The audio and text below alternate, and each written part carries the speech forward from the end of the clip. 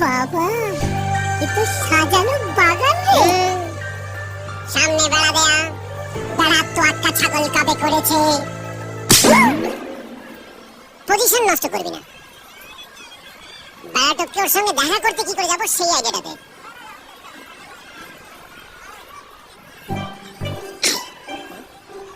এই আংটিটা ওর পায়ের কাছে ছুঁড়ে দে। তারপর গিয়ে বল, এই আংটিটা তোমার? ও বলবে না, আমি। সেটা তো লক্ষ্মীরই হবে বলুন।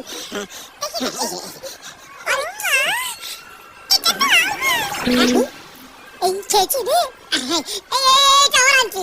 অমনি আপনার হয়ে গেল? আপনি কি অনেক হয়েছে। বলছি জানেন তো, এটা আমার বাবার বিয়ের আংটি। এটা হারিয়ে গেলে না আমার আইডেন্টিটি চলে যাবে। আরে বাবা, এ তো সাজানো বাগান রে। সামনে বেড়া দেয়া, বেড়ার তো আক্কা ছাগল কবে করেছে।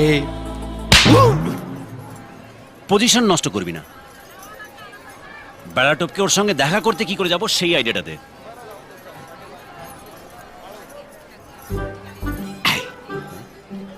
এই আংটিটা ওর পায়ের কাছে ছুঁড়ে দে। তারপর গিয়ে বল, এই আংটিটা তোমার? ও বলবে না, আমি এন্ট্রি নেব।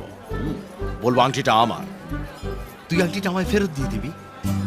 তারপর আমি ওকে তোর সম্পর্কে এত ভালো ভালো কথা বলবো যে তোর মতো ছেলে কোচবিহারে একটাও নেই। তাহলে হয়ে যাবে? হয়ে গেলে ভালো, না হলে শাকরাত দোষ তোর নয়। ঠিক বলেছিস। দে, যা।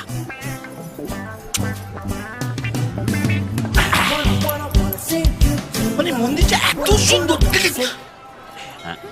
এটা আপনার? না, এটা আমার নয়। একটু ভালো করে দেখুন না। ছোটবেলার আংটি হয়তো মনে পড়ছে না। দেখুন দেখুন। ছোটবেলা সব কিছু ওর ঝকঝকে মনে আছে, কচুপটা এটা ওর নয়। আপনি একটু চুপ করে থাকবেন। দেখছেন ও ফ্ল্যাশব্যাকে যাচ্ছে। একটু দেখুন না ভালো করে। হচ্ছে হচ্ছে, চালিয়ে যা, চালিয়ে যা। দেখুন। দেখেছে ওর চোখে ছানি আরে পড়ে। থামুন না একটু, খালি। আর দূর কি বা- হয়েছে? এই যে এই আংটিটা ওনার পায়ের কাছে পড়েছিল আর উনি বলছেন না না, আরে লক্ষ্মীর পায়ের তলায় যদি পেঁচা থাকে সেটা তো লক্ষ্মীরই হবে বলুন। হ্যাঁ, দেখি, হ্যাঁ, দেখি। এই যে। ও মা, এটা তো আমার। হ্যাঁ? এই খেয়েছি রে। এইটা আমার আন্টি। অমনি আপনার হয়ে গেল? আপনি কে? চাপ তো, অনেক হয়েছে। বলছি জানেন তো, এটা আমার বাবার বিয়ের আংটি। এটা হারিয়ে গেলে না আমার আইডেন্টিটি চলে যাবে।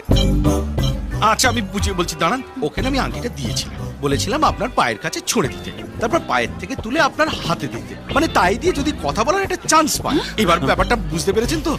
বলছি ওনাকে বলুন না আংটিটা দিয়ে দিতে। জোর করে ঢোকাবেন না, জোর করে ঢোকাবেন না, আটকে গেলে কিন্তু আর বেরোবে না। এটার কথা তুমি ভুলে যাও ভাই। রাস উৎসবে এসে সোনার জিনিস পাওয়াটা খুব শুভ লক্ষণ, আর যার হাত থেকে পাওয়া যায় সে আত্মীয় হয়ে যায়। ঠিক বলেছেন, আমিও কোথায় যেন পড়েছিলাম। চুপ করো, ওই বইটা এখনো